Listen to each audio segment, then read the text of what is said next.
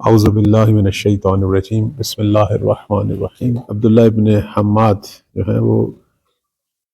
ابن ابی حمزہ سے اور وہ امام صادق علیہ السلام سے نقل کرتے ہیں۔ قال اذا قام القائم نزلت سیوف القتال على كل سیف اسم الرجل و اسم ابی۔ جب قیام کریں گے تو اللہ تعالیٰ کی طرف سے قتال کرنے والی، جنگ کرنے والی جو تلواریں ہیں وہ نازل ہوں گی، اور جن میں سے ہر ایک تلوار پر ایک شخص کا نام اور اس کے والد کا نام جو ہے وہ لکھا ہو۔ معمولاً یہ سوال عام طور پر پیش ہوتا ہے، قتال کے لیے تلواریں جو ہیں تو یہ کیوں بیان ہوا ہے؟ آیا ہم کہیں پرانے زمانے میں چلے جائیں گے جب تلواروں کا زمانہ تھا؟ اس پر پہلے بھی کچھ احادیث بیان ہوئی اور ہم نے اس کی وضاحت کی کہ تلوار جو ہے یہ اس زمانے کا چونکہ برتر اسلحہ ہے، اور اس زمانے میں آج کے اسلحے کا ذکر جو ہے وہ تو ایک ناممکن تھا، لوگوں کے لیے بھی سمجھنا ناممکن۔ اسی لیے جو ہے یہاں کہتے ہیں کہ لوگوں کی فہم کے مطابق گفتگو کرنی چاہیے۔ کیسے ائمہ جو ہیں وہ آج کی ٹیکنالوجی کا ذکر کرتے ہیں، ان کی سمجھ سے بالاتر ہے یہ بات۔ تو اماموں نے جو ہے وہ اس طرح کی روایت میں دو چیزوں کا ذکر کیا، ایک تو قتال کا ذکر کیا کہ جنگ ہوگی، اور دوسرا جو ہے وہ سیوف القتال۔ سیوف القتال سے مراد کیا ہے؟ یعنی چونکہ سیف یا تلوار اس زمانے کا سب سے بہترین اسلحہ ہے، یعنی امام کی جو فوج ہے اس کے پاس بہترین اسلحہ ہوگا، یہ مراد ہے۔ اب یہ کس شکل میں ہوگا وہ ہمیں معلوم نہیں، ائمہ علیہ السلام نے اسے سیف یا سیوف سے تعبیر کیا، اور ساتھ یہ بھی ہے کہ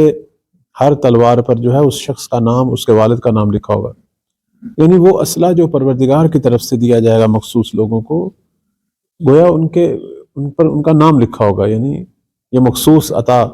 مخصوص جو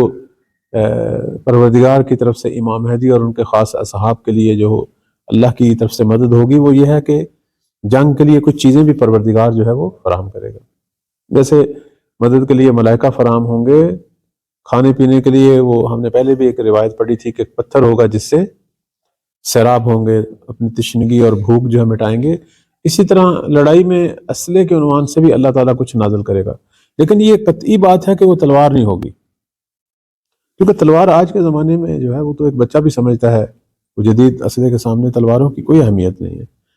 تو یہ اسی زمانے کی حد تک یہ باتیں ٹھیک تھیں جس زمانے میں تلوار واقعی ایک بہت بڑا اہم ترین اسلحہ تھا۔ جناب حالات بہت چینج ہو گئے ہیں، تو بس ہم جو ہے اس طرح کی روایات سے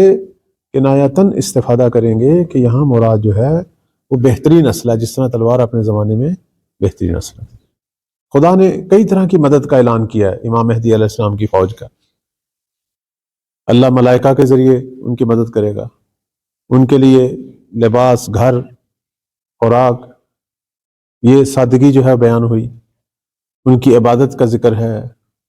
ان کے جانساروں کی جو اور صفات اور خصوصیات ہیں اس کا ذکر ہے، ان کی تعداد بیان ہوئی ہے، 313 امام کے اصحاب خاص، یا وہ 10-12 ہزار جوان جن کی وجہ سے جنگ شروع ہوگی۔ 313 کی وجہ سے ظہور ہوگا،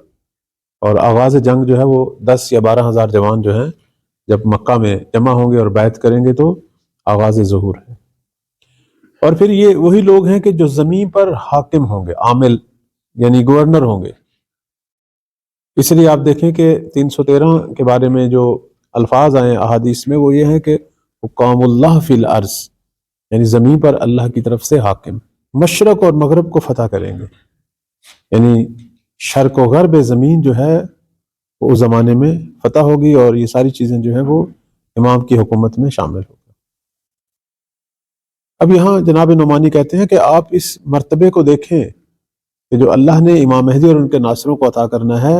اور یہ وہ فضیلتیں ہیں جو اس سے پہلے ائمہ طاہرین کو یا کسی اور حجت خدا کو اس انداز سے حاصل نہیں۔